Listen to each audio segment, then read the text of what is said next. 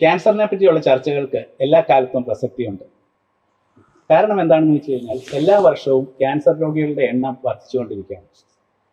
ലോകം മൊത്തമായിട്ടുള്ള കണക്കെടുത്തു കഴിഞ്ഞാൽ 2020 19 million cancer രോഗികളായിരുന്നു, പുതിയതായിട്ടുള്ള cancer രോഗികളായിരുന്നു ലോകത്തുണ്ടായിരുന്നത്. 2025 പ്രതീക്ഷിക്കുന്നത് 22 മില്യൺ രോഗികൾ. 2030 അത് 25 മില്യൺ രോഗികളാവും. ഇന്ത്യയിലെ സ്ഥിതി വ്യത്യസ്തമല്ല. 2020 1.9 മില്യൺ രോഗികൾ ഉണ്ടായിരുന്നത് 2025 2.2 2030 2.5 മില്യൺ രോഗികളാണ് നമ്മൾ പ്രതീക്ഷിക്കുന്നത്. രോഗികളുടെ എണ്ണം വർദ്ധിക്കുന്നതിനൊപ്പം ചികിത്സാ സൗകര്യങ്ങളും വർദ്ധിക്കേണ്ടതുണ്ട്, മറ്റ് പല സൗകര്യങ്ങളും വർദ്ധിക്കേണ്ടതുണ്ട്. പക്ഷേ ഇന്നത്തെ നമ്മൾ കണ്ടുവരുന്നത് ചികിത്സാ സൗകര്യങ്ങൾ ആവശ്യത്തിനില്ല. പല രാജ്യങ്ങളിലും അതിന് ട്രെയിൻഡ് ആയിട്ടുള്ള ഡോക്ടർമാരും മറ്റ് അനുബന്ധ സ്റ്റാഫും ആവശ്യത്തിനില്ല. സാമ്പത്തികമായ പരാധീനതകൾ ധാരാളമുണ്ട്. ഇങ്ങനെയെല്ലാം കാരണങ്ങളാൽ ക്യാൻസർ ചികിത്സ ഏറ്റവും നല്ല രീതിയിൽ എല്ലായിടത്തും നടന്നു പോകുന്നു എന്ന് നമുക്ക് പറയാൻ പറ്റുകയില്ല. ഇന്റർനാഷണൽ യൂണിയൻ അഗൈൻസ്റ്റ് ക്യാൻസർ എന്ന് പറയുന്ന സംഘടന ഫെബ്രുവരി 4 ലോക ക്യാൻസർ ദിനമായിട്ട് പ്രഖ്യാപിച്ചിട്ടുണ്ട്. മിക്കവാറും എല്ലാ രാജ്യങ്ങളും അന്ന് ക്യാൻസറിനെ പറ്റിയിട്ടുള്ള അവബോധം പൊതുജനങ്ങളിൽ വളർത്തുവാൻ വേണ്ടിയിട്ടുള്ള ശ്രമങ്ങൾ നടത്താറുണ്ട്. ഇക്കൊല്ലത്തെ ലോക ക്യാൻസർ ദിനത്തിൻ്റെ തീമായിട്ട് വെച്ചിരിക്കുന്നത് യുണൈറ്റഡ് ബൈ യുണീക്ക് എന്നുള്ള വാക്യമാണ്. ഉദ്ദേശിക്കുന്നത് ക്യാൻസർ രോഗികൾ പലതരത്തിലുണ്ട്. ഓരോരുത്തർക്കും അവരവരുടേതായ വ്യത്യസ്തമായ അനുഭവങ്ങളുണ്ട്. അവരുടെ എല്ലാം ലക്ഷ്യം രോഗശാന്തിയോ അല്ലെങ്കിൽ രോഗത്തിൽ നിന്നുള്ള ബുദ്ധിമുട്ടുകൾ കുറയ്ക്കാനുള്ള ചികിത്സ ലഭ്യമാകണമെന്നുള്ളതാണ്.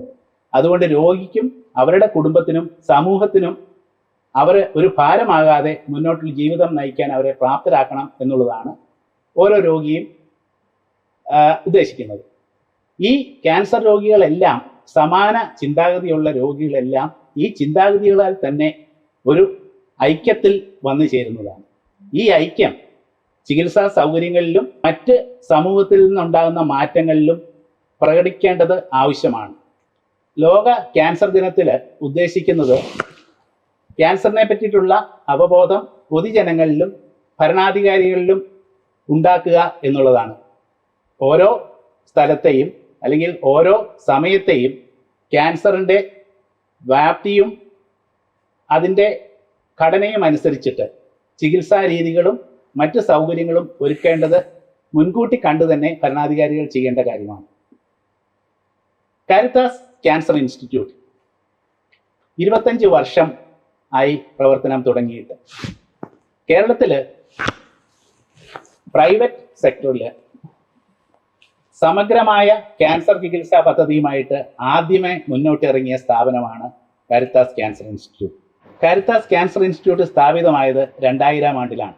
തുടക്കത്തിൽ തന്നെ surgical oncology, medical oncology, radiation oncology, palliative care എന്നീ വിവിധ വിഭാഗങ്ങൾ പ്രവർത്തിച്ചു വരുന്നതും അത് പല ഘട്ടങ്ങളായിട്ട് വിപുലീകരിച്ചിട്ട് ഇപ്പോൾ ലോകത്ത് ലഭ്യമായിരിക്കുന്ന എല്ലാവിധ നൂതന ചികിത്സാ സൗകര്യങ്ങളും നൽകുവാൻ ഹെൽപ്പുള്ള ഒരു ആശുപത്രിയായി കാരിത്താസ് ക്യാൻസർ ഇൻസ്റ്റിറ്റ്യൂട്ട് വളർന്നു കഴിഞ്ഞു. ഡോക്ടർ ജോജോ വി ജോസഫ്, താങ്കൾ കേരളത്തിലെ ഒരു സീനിയർ സർജിക്കൽ ഓങ്കോളജിസ്റ്റാണ്. താങ്കൾ കാരിത്താസ് ക്യാൻസർ ഇൻസ്റ്റിറ്റ്യൂട്ടിന്റെ തുടക്കം മുതൽ ഈ സ്ഥാപനത്തിൽ വർക്ക് ചെയ്തിരിക്കുന്ന ഒരാളാണ്. താങ്കളുടെ ഈ കഴിഞ്ഞ വർഷങ്ങളിലെ അനുഭവവും കഴിഞ്ഞ ഒരു 30 വർഷം കൊണ്ട് സർജിക്കൽ ഓങ്കോളജി വിഭാഗത്തിൽ ഉണ്ടായിരിക്കുന്ന മാറ്റങ്ങളെയും പറ്റി താങ്കൾക്കൊന്ന് പറയാം. ഈ 30 വർഷം എന്ന് പറയുന്നതാണ് നമ്മുടെ ഒരു മോഡേൺ ഓങ്കോളജി എന്ന് വേണമെങ്കിൽ പറയാം. എല്ലാ ഫീൽഡിലും സർജിക്കൽ, മെഡിക്കൽ, റേഡിയേഷൻ എല്ലാ ഫീൽഡിലും നല്ലൊരു അഡ്വാൻസ്മെന്റ് വന്ന് നമ്മുടെ ക്യാൻസറിന്റെ സർവൈവൽ റേറ്റ് തന്നെ ഒരു 30% ജമ്പ് ചെയ്തൊരു പീരീഡാണ് ഈ ലാസ്റ്റ് 30 years എന്ന് പറഞ്ഞാൽ. സർജിക്കൽ ഓങ്കോളജി സ്പെസിഫിക് ആയിട്ട് എടുക്കുകയാണെങ്കിൽ ഏറ്റവും വലിയ ചേഞ്ച് എന്ന് പറഞ്ഞു കഴിഞ്ഞാൽ നമ്മൾ ഓർഗൻ നമ്മൾ കംപ്ലീറ്റ് ആയിട്ട് നീക്കം ചെയ്തിരുന്ന ആ സമയത്ത് നിന്ന് നമ്മൾ ഓർഗൻ കൺസർവേഷൻ ആ രീതിയിലേക്ക് മാറി. അതായത് ഒരു അവയവം കളയാതെയുള്ള ശസ്ത്രക്രിയയിലേക്ക് നമ്മളൊരു മാറ്റം വന്നു. അതാണ് പ്രധാന ചേഞ്ച് വന്നത്.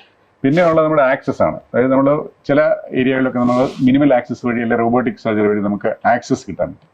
അതുപോലെ നമ്മുടെ ലിംഫ് നോഡ് എടുക്കാൻ വേണ്ടി നമ്മൾ മേജർ സർജറി ചെയ്യുമായിരുന്നു, ബ്രസ്റ്റ് സർജറി അല്ലെങ്കിൽ എൻഡോമെട്രിയൽ ക്യാൻസറിൻ്റെ ഒക്കെ സർജറി. അതൊക്കെ നമുക്കിപ്പം ഒരു ചെറിയ മാപ്പിംഗ് വഴി സെൻട്രൽ ലിംഫ് നോഡ് ബയോപ്സി വഴി നമുക്ക് അത് എടുക്കാൻ പറ്റും. അപ്പോൾ അതിനോടനുബന്ധിച്ചുള്ള കോംപ്ലിക്കേഷൻസ് ഒത്തിരി കുറയ്ക്കാൻ പറ്റും. അപ്പോൾ അതുകൊണ്ട് നമ്മൾ കുറച്ചുകൂടെ കൺസർവേറ്റീവായിട്ട് മാറി സർജറി മോർ പ്രിസൈസ് ആയി. അതുപോലെ തന്നെ anaesthesia support, anaesthesia department, intensive കെയറെല്ലാം വല്ലാതെ അഡ്വാൻസ് ചെയ്തു. അങ്ങനെ ആ 30 വർഷം മുമ്പ് ഒരു അപകടം നിറഞ്ഞ ഒരു ഇതായിരുന്നു സ്ഥിതിയെങ്കിൽ ഇപ്പോൾ നമ്മൾ വളരെ എല്ലാ ക്യാൻസർ ശസ്ത്രക്രിയകളും വളരെ സേഫ് ആയിട്ട് ചെയ്യാവുന്ന ഒരു സ്ഥിതിയിലെത്തി എന്ന് വേണം ഈ ഒരു ചെറുതായിട്ട് പറഞ്ഞാൽ നമുക്ക് പറയാൻ പറ്റുക. ക്യാൻസർ സർജറി വിഭാഗത്തിൽ ക്യാൻസർ സർജന്മാർ നേരിടുന്ന ബുദ്ധിമുട്ടുകൾ എന്തൊക്കെ? ഏറ്റവും പ്രധാനം നമ്മുടെ അവയർനെസ് ആണ്. ഞാൻ പറഞ്ഞില്ല, ഇതൊരു റീസെന്റ് സ്പെഷ്യാലിറ്റിയാണ്.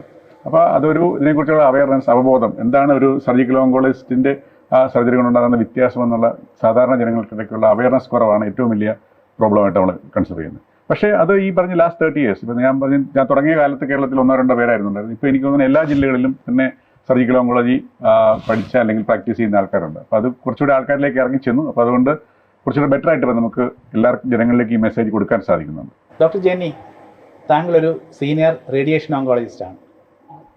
പലരും വന്ന് ചോദിക്കാറുണ്ട് ക്യാൻസർ തടയാൻ പറ്റുമോ എന്ന്, പ്രിവെന്റ് ചെയ്യാൻ പറ്റുമോ എന്ന്. താങ്കളുടെ അഭിപ്രായം എന്താണ്?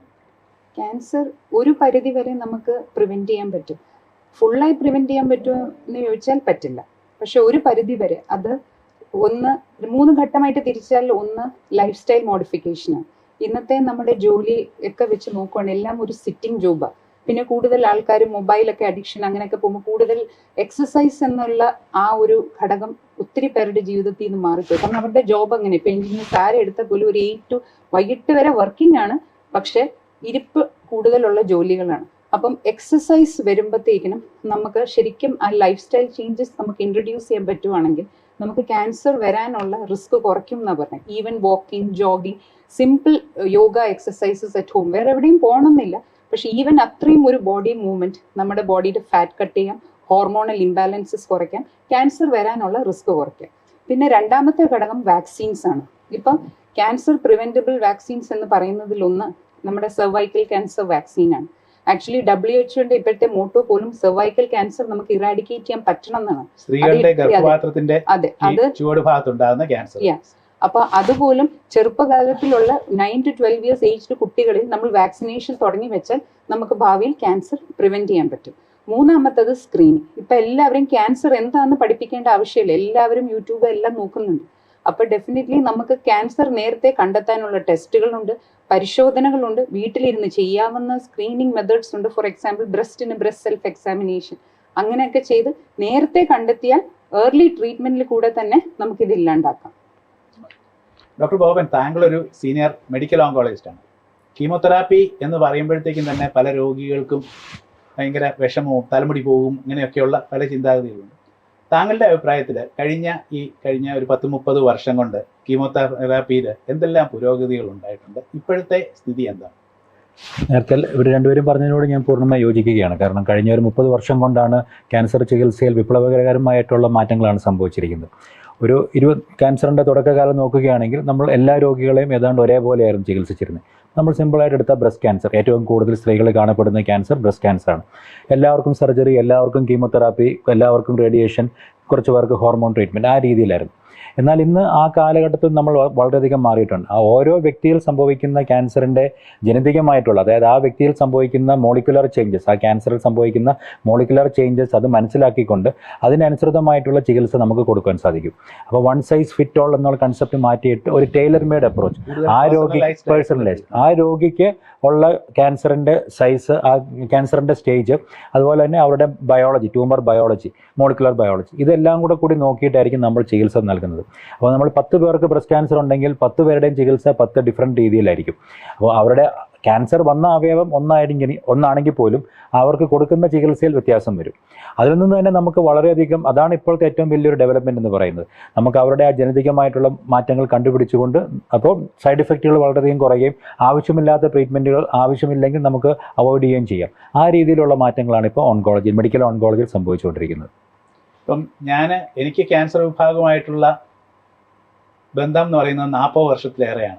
അന്നത്തേതിൽ നിന്ന് ഒത്തിരി മാറിപ്പോയി. അന്നൊക്കെ ഒരു എക്സാമ്പിൾ പറയുകയാണെങ്കിൽ ഒരു ലങ് ക്യാൻസർ രോഗിക്ക് മാക്സിമം സർവൈവ് ചെയ്യുന്ന 1 കൊല്ലമായിരിക്കും. പക്ഷേ ഇപ്പോഴ് നമ്മൾ വർഷങ്ങളോളം സന്തോഷമായിട്ട് ജീവിച്ചു പോകുന്ന ധാരാളം ലങ് ക്യാൻസർ രോഗികളെ കാണുന്നുണ്ട്. അത് മിക്കവാറും കീമോതെറാപ്പിയുടെ ഡിവിഷനിലുള്ള പ്രോഗ്രസ് കൊണ്ട് തന്നെയാണ്. അതുകൊണ്ട് തന്നെയാണ് ധാരാളം പ്രോഗ്രസ്സുകൾ അങ്ങനത്തെ മേഖലകളിലൊക്കെ വന്നു ചേർന്നിട്ടുണ്ട്. സർവ് പറഞ്ഞ പോലെ തന്നെയാണ്. ഇപ്പോൾ ബ്രെയിനിലൊക്കെ ലങ് ക്യാൻസർ ബ്രെയിനിലോട്ട് സ്പ്രെഡ് ആവുകയാണെങ്കിൽ പഴയ ടെക്സ്റ്റ് ബുക്കൊക്കെ നോക്കുകയാണെങ്കിൽ അവരുടെ ആയുർദൈർഘ്യം എന്ന് പറയുന്നത് 4 വീക്സ്, അതായത് 4 ആഴ്ച എന്നൊക്കെയാണ് പറഞ്ഞുകൊണ്ടിരുന്നത്.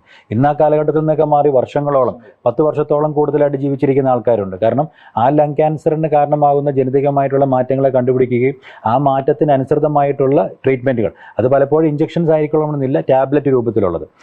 അതുകൊണ്ട് അവരുടെ അസുഖം ചികിത്സിച്ച് ഭേദമാക്കി എന്നല്ല, നിയന്ത്രിച്ച് നിർത്തിക്കൊണ്ട് വർഷങ്ങളോളം നമുക്ക് കൊണ്ടുപോകാൻ സാധിക്കും. വളരെയധികം ക്യാൻസറുകൾ ഇപ്പോൾ ഡയബറ്റീസ്, ഹൈപ്പർ ടെൻഷൻ പോലെ ഒരു ക്രോണിക് ഡിസീസ് ആക്കി നമുക്ക് മാറ്റുവാൻ സാധിച്ചിട്ടുണ്ട്. ഡയബറ്റീസ്, ഹൈപ്പർ ടെൻഷൻ നമുക്ക് ചികിത്സിച്ച് ഭേദമാക്കാൻ സാധിക്കുന്നില്ല, ജീവിതകാലം മുഴുവൻ നമ്മൾ മരുന്ന് കഴിച്ചുകൊണ്ടിരിക്കണം. പല ക്യാൻസറുകളും ഏതാണ്ട് അതുപോലെ തന്നെ നമ്മളെ രോഗം കണ്ടുപിടിച്ചതിന് ശേഷം ആ രോഗത്തിൻ്റെ കാരണമാകുന്നുള്ള ജനിതകമായിട്ടുള്ള മാറ്റങ്ങളെ കണ്ടുപിടിക്കുകയാണെങ്കിൽ അതിനനുസൃതമായിട്ടുള്ള മെഡിസിൻസ് കൊടുത്തുകൊണ്ട് ഒരു നോർമൽ ലൈഫായിരിക്കും പലപ്പോഴും പലരും ലീഡ് ചെയ്യുന്നത്. ആ രീതിയിലോട്ട് നമുക്ക് മാറ്റിക്കൊണ്ടുവരാൻ സാധിച്ചിട്ടുണ്ട്. ഡോക്ടർ മനു, താങ്കളൊരു പാലിയേറ്റീവ് കെയർ സ്പെഷ്യലിസ്റ്റാണ്. പറയുന്നത് പാലിയേറ്റീവ് കെയറും ഒരു 30-40 വർഷം മുമ്പ് അങ്ങനെ ഒരു വിഭാഗമായിട്ട് വളർന്നിട്ടില്ലായിരുന്നു. എന്നാൽ ഇന്ന് വളരെ പ്രസക്തമായ ഒരു വിഭാഗമാണ് പാലിയേറ്റീവ് കെയർ ആൻഡ് എന്താ പറയുന്ന ഡിപ്പാർട്ട്മെന്റ്. താങ്കളുടെ ഡിപ്പാർട്ട്മെന്റിന്റെ വളർച്ചയെ പറ്റി എന്ത് പറയും? സാറേ, അത് പറഞ്ഞു കഴിഞ്ഞാൽ ശരിക്ക് 80കളിലൊക്കെ തന്നെ UK പാലിയേറ്റീവ് ആക്റ്റീവായിട്ടുള്ളൊരു കാര്യമാണ്. ഇവിടെ കേരളത്തിൽ പക്ഷേ 93 ആ സമയത്താണ് പാലിയേറ്റീവ് കെയർ തുടങ്ങുന്നത്. അതും കഴിഞ്ഞ് വലിയൊരു ഗ്യാപ്പ് കഴിഞ്ഞ് 2008 ആ സമയമൊക്കെ ആകുമ്പോഴാണ് പിന്നെ ഒന്നുകൂടെ അതിനൊരു ഉണർവ് വരികയും കൂടുതലായിട്ട് പാലിയേറ്റീവ് കെയർ കാര്യങ്ങളെ പറ്റി ആൾക്കാർ സംസാരിച്ച് തുടങ്ങിയത്. അപ്പോൾ അതൊക്കെ വെച്ച് നോക്കുമ്പോൾ ശരിക്കും ഒരു ന്യൂ സ്പെഷ്യാലിറ്റി പോലെയാണ് തോന്നുന്നത് പാലിയേറ്റീവ് കെയർ ബാക്കി ഡിപ്പാർട്ട്മെന്റ്സ് വെച്ച് നോക്കുമ്പോൾ. അതായത് പണ്ടൊക്കെ ഇതിനകത്തെ പ്രാധാന്യം ആൾക്കാർക്ക് മനസ്സിലായിട്ടുണ്ടായില്ല. ഇപ്പോൾ കേരള ഗവൺമെന്റ് തന്നെ ഇതൊരു പോളിസിയായിട്ട് 2008 പ്രഖ്യാപിച്ചു, പാലിയേറ്റീവ് കെയർ പോളിസി എന്ന് പറഞ്ഞ് പ്രഖ്യാപിച്ചു. അതിനും ശേഷം വർഷങ്ങൾക്ക് ശേഷം 6 വർഷം കൂടെ കഴിഞ്ഞിട്ടാണ് WHO പോലും പാലിയേറ്റീവ് കെയർ ഇമ്പോർട്ടൻറ്റ് ഫാക്ടർ എന്ന് പറഞ്ഞൊരു പ്രഖ്യാപനം നടത്തിയത്. വേറെ നമ്മുടെ കേന്ദ്ര ഗവൺമെന്റ് 2018 ആ സമയമാകുമ്പോഴാണ് പിന്നെ ഇത് വേണമെന്ന് പറഞ്ഞത്. ഇതെല്ലാം പുതിയിട്ട് ഇപ്പോഴാണ് അതിനകത്തൊരു അക്സെപ്റ്റൻസ് വന്നതും ആൾക്കാരുടെ പാലിയേറ്റീവ് കെയറിന്റെ പ്രാധാന്യം എന്താണെന്നുള്ളത് മനസ്സിലാകുന്നത്. സാറ് പറഞ്ഞ പോലെ ഇപ്പം ക്യാൻസർ ഒത്തിരി വർഷങ്ങളായിട്ടുണ്ട്. അപ്പം അതിനകത്ത് മിസ്സിംഗ് ആയിട്ടുള്ള ചില കാര്യങ്ങളുണ്ട്. അപ്പോൾ നമ്മളിപ്പം അസുഖം മാറ്റുന്നു, അതിൻ്റെ അകത്ത് ശാരീരിക ബുദ്ധിമുട്ടുകൾ മാറ്റുന്നു. പക്ഷേ ആ രോഗിക്ക് മറ്റു ചില കാര്യങ്ങൾ കെയർ മിസ്സിംഗ് ആയിരുന്നു. ലൈക്ക് അവർ financial support, psychological support, spiritual support, അങ്ങനെ ഒരു കമ്മ്യൂണിറ്റിയുടെ കൂടെ സഹായത്തോടെ മൊത്തത്തിലൊരു ടോട്ടൽ സപ്പോർട്ടും ഒരു ടീം വർക്കോടെ കൂടെ മുന്നോട്ട് കൊണ്ടുപോകേണ്ട ഒരു സംഭവമായിരുന്നു പാലിയേറ്റീവ് കെയർ. അപ്പോൾ ആ ഒരു കൺസെപ്റ്റ് ആൾക്കാർ റിയലൈസ് ചെയ്ത് തുടങ്ങിയത് നമ്മുടെ കേരള മോഡൽ പാലിയേറ്റീവ് എന്ന് പറയും. 90കളുടെ തുടക്കത്തിൽ തൊട്ട് തുടങ്ങി അതൊരു മൊത്തം ലോകത്തിന് മുഴുവൻ മൊത്തത്തിലൊരു മാതൃകയായി മാറിയിരിക്കും. ഇപ്പോഴും കേരള മോഡല് മറ്റ് സംസ്ഥാനങ്ങളെ വെച്ച് നോക്കുമ്പോൾ ഏറ്റവും മികച്ച ഒരു പാലിയേറ്റീവ് കെയർ കൾച്ചറാണ് കേരളത്തിലുള്ളത്. അതുകൊണ്ട് തന്നെ ഇപ്പം 2019 ആയപ്പോഴത്തേക്കാണ് നമ്മുടെ കരിക്കുലത്തിൽ പോലും നമ്മളൊന്നും മെഡിക്കൽ സ്കൂളിൽ പഠിക്കുമ്പോഴോ PG പഠിക്കുമ്പോഴോ ഒന്നും ഒരിക്കലും ഈ ഒരു സ്പെഷ്യാലിറ്റി പറ്റി നമുക്ക് അറിയുന്നുണ്ടായില്ല. 2019 തൊട്ട് മെഡിക്കൽ കരിക്കുലത്തിൽ പോലും ഇപ്പോൾ അത് ഇൻക്ലൂഡ് ചെയ്തിട്ടുണ്ട്. പിള്ളേർ അത് പഠിച്ചു തുടങ്ങിയിട്ടുണ്ട്. മരുന്നുകളുടെ കാര്യം പറഞ്ഞു കഴിഞ്ഞാൽ അത് കഴിഞ്ഞ കുറേ 30 വർഷമായിട്ട് ഭയങ്കര ഡെവലപ്മെന്റ് ഒന്നും വന്നിട്ടുണ്ടായില്ല. പക്ഷെ കഴിഞ്ഞ ഒരു 10 വർഷമായിട്ട് നമ്മളിപ്പോൾ പാച്ച് രൂപത്തിലുള്ള ഗുളികകളും സിറപ്പൊന്നും കൂടാതെ സ്റ്റിക്കർ രൂപത്തിലുള്ള മരുന്നുകൾ, വേദനയ്ക്കുള്ള മരുന്നുകൾ, ഇന്റർവെൻഷൻ, പെയിൻ മാനേജ്മെന്റ്, വേദനയ്ക്കുള്ള കുത്തിവയ്പ്പുകളും കാര്യങ്ങളും, അങ്ങനത്തെ പുതിയ ടെക്നോളജിയും കാര്യങ്ങളും ഈയിടെയാണ്. പെയിൻ മാനേജ്മെന്റ് ഒത്തിരി ഭേദമായി. പണ്ടുള്ളതിനേക്കാളും രോഗി വേദനിച്ച് മരിക്കേണ്ട ഒരു അവസ്ഥയില്ല. മരിക്കുവാണെങ്കിൽ തന്നെ വേദനയില്ലാതെ മരിക്കാനായിട്ടുള്ള സംവിധാനങ്ങൾ ധാരാളം തുടങ്ങിയിട്ടുണ്ട്. അപ്പൊ അതും ഇവോൾവിംഗ് ഫേസിലാണ്. ശരിക്കും പറഞ്ഞു കഴിഞ്ഞാൽ ഇനി ഒത്തിരി മുന്നോട്ട് പോകാനായിട്ടുണ്ട്. അതും മറ്റു ജില്ലകളിൽ ഇല്ലാത്തതുപോലെ, ഇന്ത്യയിലെ മറ്റ് സംസ്ഥാനങ്ങളിൽ ഇല്ലാത്തതുപോലെ കേരളത്തിൽ നന്നായിട്ട് ഡെവലപ്പ് ചെയ്തിട്ടുണ്ട്. അതെ. അപ്പൊ കഴിഞ്ഞ ദിവസം നമുക്കൊരു ഡോക്ടർ ഉണ്ടായിരുന്നു, ജാർഖണ്ഡിൽ നിന്ന് ഡോക്ടർ നമ്മളെ വിസിറ്റ് ചെയ്യാൻ വന്നു. അദ്ദേഹം പറയുന്നുണ്ടായിരുന്നു, അദ്ദേഹം 10-25 വില്ലേജസ് അഡോപ്റ്റ് ചെയ്ത് കെയർ ചെയ്യുന്നൊരു അനസ്തീഷ്യ ഡോക്ടറാണ്. പക്ഷെ അവിടെ ഒന്നും വളരെ പിന്നോക്കമാണ് ഈ കാര്യങ്ങൾ. കേരളം നമ്മൾ തീർച്ചയായും ഒത്തിരി മുന്നോട്ടാണെന്ന് തന്നെ പറയേണ്ടിയിരിക്കുന്നു. പക്ഷേ സ്റ്റിൽ നമുക്ക് മുന്നോട്ടത്തിന് വേണ്ടി പോകാനായിട്ടുണ്ട്. പക്ഷെ മറ്റ് ഡിവിഷനുകളെ സംബന്ധിച്ചോളം ഉണ്ടാകുന്ന സാമ്പത്തിക ചെലവ് പാലിയേറ്റീവ് കെയറിലെ ട്രീറ്റ്മെന്റിന് ഇല്ല. എങ്കിൽ തന്നെ പെയിൻ കില്ലേഴ്സ് ആണെന്നുണ്ടെങ്കിലും മറ്റ് കീമോതെറാപ്പി മെഡിസിൻസ് പോലെയുള്ള അത്രയുള്ള സാമ്പത്തിക എങ്കിൽ തന്നെ ഇപ്പോഴും അതിന്റെ ഡെവലപ്മെന്റ് മറ്റ് സംസ്ഥാനങ്ങളിൽ പൂർണ്ണമായിട്ടില്ല. കാരണം അതിനകത്ത് പല കാര്യങ്ങളുണ്ട്. അതിനകത്ത് ചില തടസ്സങ്ങളുണ്ട്. പ്രത്യേകിച്ച് ഈ ഗവൺമെന്റ് പോളിസികൾ ഇപ്പോൾ എല്ലായിടത്തും ഒപ്പിയോയിഡ്സ് ആക്സസിബിൾ അല്ല. അപ്പം അങ്ങനെ ചില ഗവൺമെന്റ് പോളിസീസിൽ മാറ്റങ്ങൾ വരുത്തുകയാണെങ്കിൽ അതിനകത്ത് മാറ്റം വരുമെന്ന് വിചാരിക്കാം. പിന്നെ ഈ പറഞ്ഞ ഇപ്പം സ്റ്റിക്കർ രൂപത്തിലുള്ള മരുന്നുകളുണ്ടെന്ന് പറഞ്ഞു. അപ്പോൾ അതൊക്കെ കോസ്റ്റ്ലിയാണ്. കാര്യം ഉപയോഗം ഉണ്ടെങ്കിലും കറക്റ്റ് രീതിയിൽ ഉപയോഗിച്ചില്ലെങ്കിൽ അത് ഉദ്ദേശിക്കുന്ന ഫലം കിട്ടിക്കോളുന്നില്ല. അതുകൊണ്ട് തന്നെ നമ്മുടെ മുന്നോട്ടുള്ള കരിക്കുലത്തിലും കാര്യങ്ങളിൽ കൂടുതൽ ആൾക്കാർ അത് പഠിച്ച് ഉപയോഗിച്ച് കഴിഞ്ഞാൽ നന്നായിട്ട് തന്നെ മിക്കവാറും നമുക്ക് ഒരു 50% ക്യാൻസർ പേഷ്യൻസിനും വേദനയുണ്ട്. ഒരു വേദനയെങ്കിലും ഉണ്ടാകുന്നതാണ് പറയുന്നത്. ഒരു വേദനയെങ്കിലും ഉണ്ടാകുന്നുണ്ട്. അപ്പോൾ അതുപോലെ ഇപ്പം 70% പലതരത്തിലുള്ള വേദനകളുള്ള പേഷ്യൻസും ഉണ്ട്. പല രീതിയിൽ ഒരു പെയിൻ അല്ല, മൾട്ടിപ്പിൾ പെയിൻസ് പറയും. അപ്പോൾ അങ്ങനെ അത് പല രീതിയിലുള്ള കൺട്രോൾ ചെയ്ത് പോകണമെങ്കിൽ പല മെഡിസിൻസ് ആവശ്യമുണ്ട്, പല ഇന്റർവെൻഷൻസ് ആവശ്യമുണ്ട്. ഇതിനൊക്കെ സംവിധാനങ്ങൾ ഇപ്പം മുന്നോട്ട് ഡെവലപ്പ് ചെയ്ത് വരുന്നു. എനിക്ക് ഇപ്പം ഒരു വളരെ ഫാസ്റ്റ് ആയിട്ട് ഡെവലപ്പ് ചെയ്ത് പോകുന്ന ഒരു സ്പെഷ്യാലിറ്റിയാണ് പാലിയേറ്റീവ് കെയർ. മറ്റ് സ്പെഷ്യാലിറ്റിയിലുള്ള ആൾക്കാർ, ഇപ്പം ഞാനിപ്പോൾ റേഡിയേഷൻ വിഭാഗത്തിലുണ്ടായിരുന്ന ഡോക്ടറാണ്, പക്ഷേ പാലിയേറ്റീവ് കെയറിൽ കൂടുതൽ ട്രെയിനിങ് കാര്യങ്ങൾ എടുത്തിട്ട് ഇതിനകത്ത് എന്ത് ചെയ്യാൻ പറ്റും എന്നുള്ളത് മനസ്സിലാക്കി വരുന്നു. അതുപോലെ തന്നെയാണ് ന്യൂറോയിലുള്ള ഡോക്ടർമാർ, പൾമനോളജി സെക്ഷനിൽ, ഇങ്ങനെ പല സെക്ഷനിലുള്ള ഡോക്ടർമാർ, ക്രിട്ടിക്കൽ കെയറിലുള്ള ഡോക്ടർമാർ, ഇവർക്ക് ഇതിനകത്ത് ഇപ്പം ട്രെയിനിങ് എടുത്ത് ഇത് മറ്റൊരു തലത്തിലേക്ക് ഇപ്പം കൊണ്ടുപോയിക്കൊണ്ടിരിക്കുകയാണ്. ഡോക്ടർ ജെന്നി, താങ്കളൊരു സീനിയർ റേഡിയേഷൻ ഓങ്കോളജിസ്റ്റാണ്. ഈ പറയുന്ന പോലെ റേഡിയേഷൻ ഓങ്കോളജി എന്ന് പറയുന്ന ഡിവിഷനിൽ ഈ പറയുന്ന കഴിഞ്ഞ 30 കൊല്ലത്തിനോ 40 കൊല്ലത്തിനോ ഇടയ്ക്ക് ഉണ്ടായിരിക്കുന്ന മാറ്റങ്ങൾ എന്തൊക്കെ, ഇപ്പം നൂതനമായ ചികിത്സാ സൗകര്യങ്ങൾ എന്തൊക്കെയുണ്ട് കാരിത്താസിലും, അതുപോലെ എന്തെല്ലാം ചികിത്സാ സൗകര്യങ്ങളുണ്ട്? ഒട്ടനവധി മാറ്റങ്ങൾ വന്നിട്ടുണ്ട്. ശരിക്കും പറഞ്ഞ ഒരു റെവല്യൂഷൻ സംഭവിച്ചിട്ടുണ്ടെന്ന് തന്നെ പറയാം. ആദ്യത്തെ കാര്യത്തിൽ എന്ന് വെച്ചാൽ പണ്ട് ഞാൻ സാറും ഒക്കെ തുടങ്ങിയ ഒരു കാലത്ത് നമ്മൾ എക്സ്റേ ബേസ് ചെയ്താണ് നമ്മൾ റേഡിയേഷൻ കൊടുത്തുകൊണ്ടിരുന്നത്. പേഷ്യൻ്റെ എക്സ്റേ എടുത്ത് നമ്മൾ കൊടുക്കാൻ ഉദ്ദേശിക്കുന്ന ആ സ്ഥലം ടാർഗറ്റ് ചെയ്തിട്ടാണ് നമ്മൾ കൊടുത്തുകൊണ്ടിരുന്നത്. ഇന്ന് അതിൽ നിന്നൊരു ഷിഫ്റ്റ് വന്നു. നമ്മളിപ്പോൾ CT എടുത്ത് ആന്തരിക അവയവങ്ങളെ കണ്ടും ട്യൂമർ എവിടെയാണെന്ന് ലൊക്കേറ്റ് ചെയ്തും അത് വരച്ച് അതിലോട്ട് വീഴുന്ന ഡോസ് മാത്രമല്ല, മറ്റുള്ളിടത്ത് ഇതിൻ്റെ എത്ര ഡോസ് പോകും എന്ന് വരെ കണക്ക് കൂട്ടി നമ്മൾ ചെയ്യുന്ന, അതുപോലെ ഒരു ഇമേജ് ആയിട്ട് നമ്മൾ എടുത്ത് കണ്ടു കൊടുക്കുകയാണ് ഇപ്പോൾ ചെയ്യുന്നത് റേഡിയേഷൻ. രണ്ടാമത്തെ കാര്യം, ഈ ഇമേജ് ഗൈഡൻസിൽ ചെയ്യുന്നത് കൊണ്ട് തന്നെ പണ്ട് നമ്മൾക്ക് എല്ലാത്തിനും ഒരൊറ്റ ഡോസ് ആയിരുന്നു. ഇന്ന് നമുക്ക് ട്യൂമർ ഒത്തിരി കൂടുതലുണ്ടെങ്കിൽ ഡോസ് കൂട്ടിക്കൊടുക്കാം. വേണ്ട, ഒരിടത്ത് ഡോസ് കൂട്ടിക്കൊടുക്കാം, മറ്റൊരിടത്ത് കുറച്ച് കൊടുക്കാം. ഈ ഉള്ള എല്ലാ ഡോസ് അഡ്ജസ്റ്റ്മെന്റ്സും പ്ലാനിങ് കൊണ്ട് കൂടിയിട്ടുണ്ട്. മൂന്നാമതായി, നമുക്ക് ഇപ്പം അവയവങ്ങൾ ശരീരത്തിനുള്ളിൽ ശ്വാസഗതി അനുസരിച്ച് അനങ്ങുന്നുണ്ട്. നമുക്ക് ആ ഇതിൽ നമ്മൾ ട്യൂമറിനെ മിസ് ആവുമെന്ന് വരെ നമുക്ക് ട്രീറ്റ്മെന്റ് സമയത്ത് ഒരു പേടിയുണ്ട്. ഇപ്പോൾ അനങ്ങുന്നതുകൊണ്ട് നമ്മൾ ഉദ്ദേശിക്കുന്നിടത്ത് ചെല്ലുമോ, അത് കൂടുതൽ ഡോസ് മറ്റുള്ളിടത്ത് വരുമോ എന്നുള്ള ആ ഒരു പേടിയെല്ലാം ഈ ഇമേജ് ഗൈഡൻസ് കൊണ്ട് മാത്രമല്ല, ഇപ്പം ശ്വാസഗതിയെ ട്രാക്ക് ചെയ്താണ് ഇപ്പൊ റേഡിയേഷൻ മെഷീൻസ് ടാർഗറ്റ് ചെയ്യുന്നത്. ആ സംവിധാനം നമുക്കിവിടെ ഉണ്ടല്ലോ. അതായത് നമുക്ക് നമ്മുടെ ശ്വാസഗതി ട്രാക്ക് ചെയ്ത് ട്യൂമറിന്റെ മൂവ്മെന്റിനെ നമ്മൾ തന്നെ പുറകെ പോയി പിടിച്ച് ട്യൂമറിനെ മിസ് ചെയ്യാതെയും ഡോസ് കൂടുതൽ അങ്ങോട്ടും മറ്റുള്ളിടത്തുള്ള ഡോസ് കുറച്ചും കൊടുക്കാൻ പറ്റുന്നു. ഇതുകൊണ്ട് നമുക്ക് ഹയർ ഡോസുകൾ കൊടുക്കാം. പിന്നീടുള്ള ഒരു കാര്യം എന്ന് പറഞ്ഞാൽ, പണ്ട് 25-30 ദിവസത്തെ ലോങ് റേഡിയേഷൻസ് ഒക്കെ ഇപ്പൊ ഷോർട്ടർ ആക്കാൻ പറ്റിയിട്ടുണ്ട്. ഇപ്പൊ ചിലവർക്ക് 5 ദിവസത്തെ മതി, ഹയർ ഡോസ് ഡെലിവർ ചെയ്യാൻ പറ്റുന്നു. ഇങ്ങനത്തെ ഉള്ള മാറ്റങ്ങൾ പണ്ട് ഞാൻ പഠിച്ചുകൊണ്ടിരുന്ന കാലത്തുനിന്ന് ഇപ്പം ഇറ്റ് ഇസ് ടു അഡ്വാൻസ്ഡ്.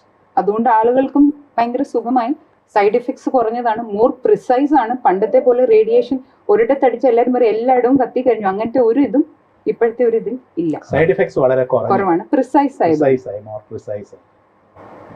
നമ്മൾ റേഡിയോ സർജറി എന്ന് പറയുന്നത് സ്റ്റീരിയോടാക്ടിക് റേഡിയോ സർജറീസ്, അത് അതിന്റെ ഒരു ഭാഗം.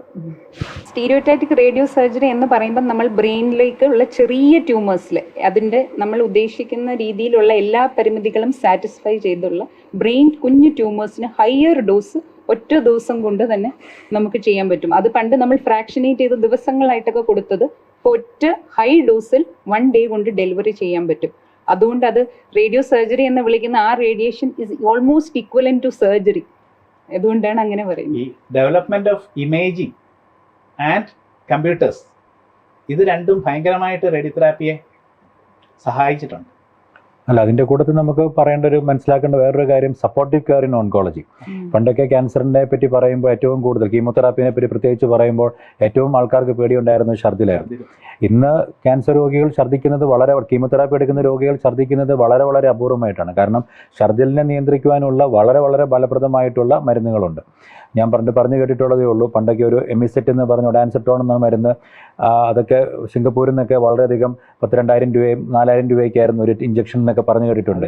അതിലും കൂടുതലായിരുന്നു, $100 ഒരു വയൽ. ഇന്ന് അത് നമ്മുടെ നാട്ടിൽ വളരെ ഈസിലി അവൈലബിൾ ആണ്. അതിൻ്റെയൊക്കെ ഒരു 4th generation ആൻറ്റിഎമിറ്റിക്സ്, ഛർദിലിനെ നിയന്ത്രിക്കുന്ന മരുന്നുകൾ ഇന്ന് ലഭ്യമാണ്.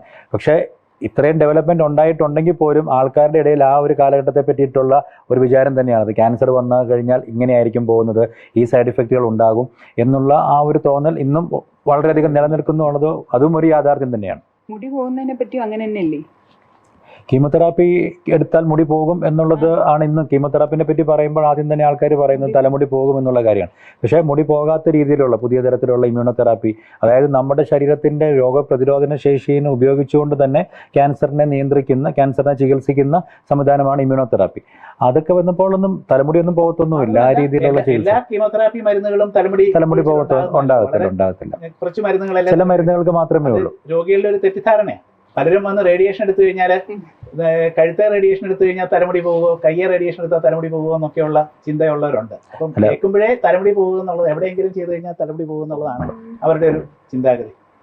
നമ്മൾ പറഞ്ഞു വരുന്നത് കഴിഞ്ഞ ഈ ഒരു 3 ഡെക്കേഡ് കൊണ്ട് ക്യാൻസറിന്റെ സർജിക്കലിലാണെങ്കിലും ശരി, മെഡിക്കലിലാണെങ്കിലും ശരി, റേഡിയേഷനിലാണെങ്കിലും ശരി, സപ്പോർട്ടിംഗ് കെയറിലാണെങ്കിലും ശരി, വളരെയധികം പുരോഗതിയാണ് ക്യാൻസർ ചികിത്സയുടെ മേഖലയിൽ സംഭവിച്ചുകൊണ്ടിരിക്കുന്നത്. പക്ഷേ ജനറലായിട്ട് നോക്കുവാണെങ്കിൽ ഞാൻ പറഞ്ഞ ഈ 40 കൊല്ലം മുമ്പ് ഉണ്ടായിരുന്നിരുന്ന പരിമിതികൾ ഒത്തിരി ഇപ്പോഴും ഉണ്ട്. 40 കൊല്ലം മുമ്പ് ഉണ്ടായിരുന്നിരുന്ന പോപ്പുലേഷൻ അല്ല ഇന്ത്യയിൽ ഇന്നുള്ളത്. അതിനേക്കാളും ഇരട്ടിയോ 3 ഇരട്ടിയോ ആയി. പക്ഷേ ചികിത്സാ സൗകര്യങ്ങൾ അതിനൊപ്പം വളർന്നില്ല. അതുകൊണ്ട് ഇപ്പോഴും നമ്മുടെ ചികിത്സാ സൗകര്യങ്ങൾക്ക് പരിമിതികളുണ്ട്. ട്രീറ്റ്മെൻറ്റ് എക്സ്പെൻസ് വളരെ കൂടി. പണ്ടുണ്ടായിരുന്നതിനേക്കാളും നൂതന ചികിത്സാ സൗകര്യങ്ങൾ ഉണ്ടെന്ന് പറഞ്ഞു കഴിഞ്ഞാൽ തന്നെ ചികിത്സാ ചെലവുകൾ വളരെ കൂടി. അപ്പോൾ ഇതൊക്കെ എനിക്ക് തോന്നുന്നത് ബന്ധപ്പെട്ട അധികാരികൾ ഇതിനൊക്കെ ഓരോ നടപടികൾ എടുത്ത് എല്ലാവർക്കും ചികിത്സ കിട്ടത്തക്ക രീതിയിൽ, സമയത്ത് കിട്ടത്തക്ക രീതിയിൽ, ന്യായമായ നിരക്കിൽ അല്ലെങ്കിൽ സൗജന്യമായ ചികിത്സ കിട്ടത്തക്ക രീതിയിലുള്ള സംവിധാനങ്ങൾ ഒരുക്കേണ്ടത് നമ്മുടെ ഭരണാധികാരികളുടെ, അതിനെ ഹെൽപ്പ് ചെയ്യാനായിട്ട് ക്യാൻസർ സ്പെഷ്യലിസ്റ്റും അതിനുള്ള ഉപദേശങ്ങൾ കൊടുക്കേണ്ടത് നമ്മുടെ കടമയാണെന്ന് എനിക്ക് തോന്നുന്നു.